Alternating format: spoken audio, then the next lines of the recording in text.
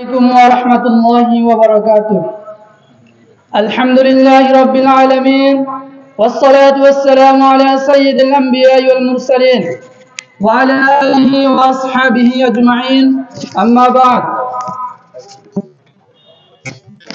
আজ ফুলগাজী উপজেলা ইসলামী ছাত্র আন্দোলন বাংলাদেশ ফুলগাজী থানা শাখা কর্তৃক আয়োজিত আজকের থানা সম্মেলনে উপস্থিত সম্মানিত সভাপতি, প্রধান অতিথি, বিশেষ অতিথি, আমার প্রাণপ্রিয় সহযোদ্ধা বন্ধুগণ, সবাইকে ইসলামী ছাত্র আন্দোলন ফুলগাজী থানা শাখার পক্ষ থেকে আন্তরিক শুভেচ্ছা ও অভিনন্দন। সম্মানিত উপস্থিতি, বাংলাদেশের রাজনীতির মধ্যে বর্তমান সময় একটি কঠিনতার মধ্যে পার করতেছে। বাংলাদেশে ভবিষ্যতের সরকার কিভাবে গঠন হবে, কোন নীতিতে বাংলাদেশ পরিচালিত হবে, তা নিয়ে জনগণের মধ্যে একটি আতঙ্ক বিরাজ করছে। এমন অবস্থায় আমরা বিগত সালের সরকারগুলোকে দেখেছি, যারা এই স্বাধীনতার পর থেকে সরকার গঠন করেছে, তারা আমাদেরকে বলেছিল তারা জনগণের ম্যান্ডেট নিয়ে কাজ করবে। কিন্তু আমরা দেখেছি স্বাধীনতার পর থেকে যারা সরকার গঠন করেছে, তারা মানুষের সাথে বেইমানি করেছে, মানুষের সাথে গাদ্দারি করেছে। আমরা মানুষের স্থায়ী শান্তি কখনো দেখিনি বাংলাদেশে। এমন অবস্থায় আমাদের আমির পীর শেখ চরমনাই ঘোষণা করেছেন, শুধু নেতা নয়, নীতির পরিবর্তন করতে হবে। শুধু নীতি নয়, নেতারও পরিবর্তনের প্রয়োজন রয়েছে। এমন অবস্থায় আমরা বিশ্বাস করি, বাংলাদেশে যদি নীতি এবং নেতা উভয়ের পরিবর্তন করা হয়, বাংলাদেশের মানুষ স্থায়ী শান্তি খুঁজে পাবে। বাংলাদেশের মানুষের অধিকার তারা অক্ষরে অক্ষরে পাবে। এমন অবস্থায় আমরা ইসলামী আন্দোলন বাংলাদেশকে একটি সুখী সমৃদ্ধশীল রাষ্ট্র হিসেবে গ্রহণ করার লক্ষ্যে ইসলামী আন্দোলন বাংলাদেশ অনেক পরিশ্রম করে এগিয়ে যাচ্ছে।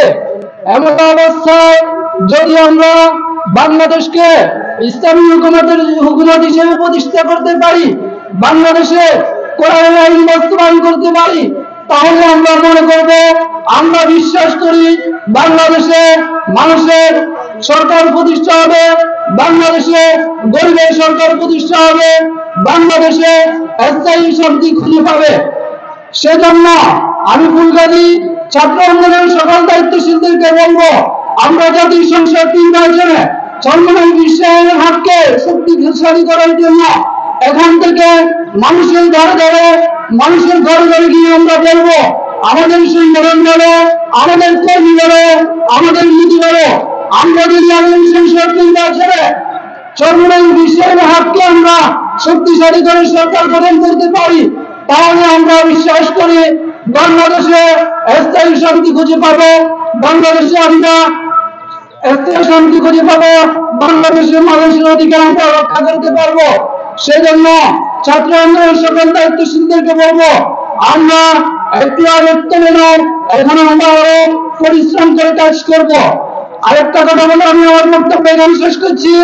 আমরা গত সরকার ভূমির আগে আমরা দেখেছি তাদের ছাত্র সংগঠনগুলো ক্যাম্পাসের মধ্যে এমন রাজনীতি করত, তারা ছাত্রদেরকে কটারের বদলে অস্ত্র হাতে তুলে দিত। পবিত্র জবানের মধ্যে তারা মাদক ইয়াবা তুলে দিয়েছে। সেজন্য আমি ছাত্র আন্দোলনের প্রত্যেকটা বন্ধুদেরকে বলবো, আমরা সেজন্য বলিষ্ঠ ভূমিকা ক্যাম্পাসে পালন করতে হবে।